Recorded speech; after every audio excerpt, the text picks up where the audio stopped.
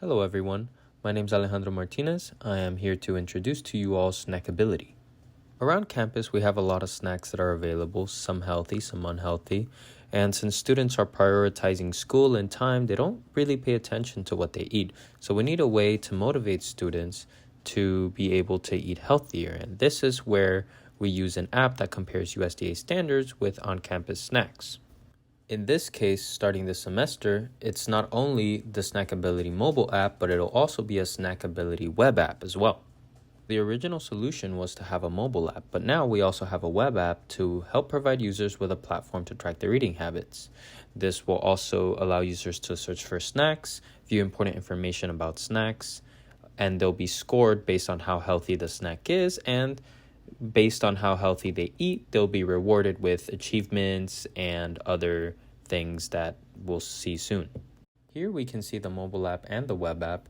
The mobile app has a sign-in screen and a few other features that's more fully fledged than the web app, just because the web app right now is still being developed. The goal for this semester was to keep fixing the mobile app by having the scanner functional again, as well as the database snacks having their breakdown scores, and trying to keep upgrading the Expo SDK version that the app is using, since last year it broke down because it was not using the correct version of the SDK. And for the web app, we want to basically start from scratch, create a web app with the local backend, and be able to have some basic functionality. Now we will see a little bit more of the mobile app. With the architecture, we use Firebase to basically have all the important user data, including authentication. This connects with React, which is being used by Expo, and with this we get to display the user interface. If we want to receive or request snacks, we use Node.js, which is handling routing imports and connecting to Express. Express allows us to access our local database as well as access the USDA database by using Heroku to access our deployment of the backend.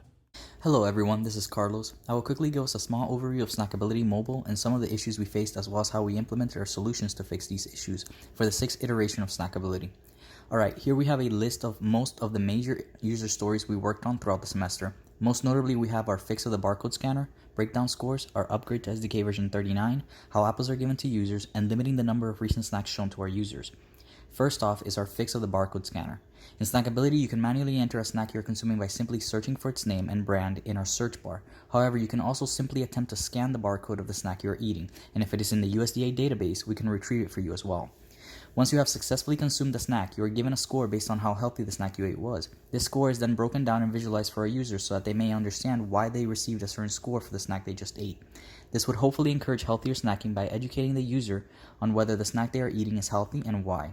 One of the key changes we brought to Snackability 6.0 was to upgrade it to SDK version 39. Snackability runs through a host app called Expo, which allows users to access our app.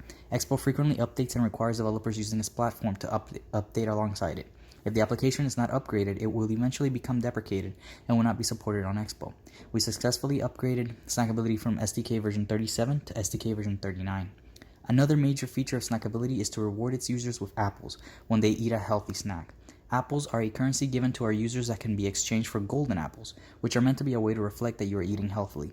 Once a user obtains 10 red apples, they may exchange them for 1 golden apple. Lastly, we implemented a UI change to Snackability to limit the amount of recent snacks consumed shown in order to lower the amount of clutter and scrolling required by our users. Hello, my name is James Ogabon. Today I'll be presenting to you the web app for Snackability. So here on the web app, we wanted to make sure that all the user functionalities within the mobile app were able to be transferred over into the web app. We wanted the user to have cross-reference use between app and through website, for the user to have different platforms on how to use the Snackability app. Here on slide 16 here, you'll see there we have the architecture for the web app. So here on this architecture, we have all the user useful aspects that we use throughout to make sure the web app ran functionally. Here we have Express, we have MongoDB, and we also have Node. All of these functionalities are very, very critical, as all of them played a very crucial part within the web app running functionally and smoothly, as they all needed to be updated and running up to par for smooth functionality. On slide 17 here, we have the web user stories. Here, the web user stories details everything that was done throughout each sprint, detailing each important detail. On slide 18 here, we have setting up the backend. So as a developer, we should be able to set up the back end in order to collect all data ready to be displayed with the front end with the user's old data stores. Here on slides 19, here we also have connecting the back end to the front end.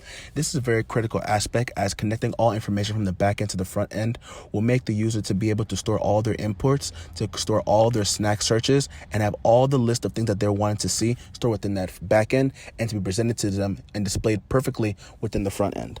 On slide 20 here, we have passing the inputs and the outputs. So this very also plays another critical role, as you should be able to pass and receive all information from the front end and to the back end, and also work vice versa cohesively. On slide 21 here, we also have displaying the snack search. So here, as a developer, we wanted to make sure that when the user searches for a snack, that specific search should be displayed with all the useful keys and all the information detailed displayed to the user. So in case they search for a snack, whether it be by name or through brand name or through by calories, we want to make sure it displayed perfectly for that user depending on what they searched, and clearly detailing everything, the information that they needed to see. On here on slide 22 here, we also have select the snack and move it to the calculate page.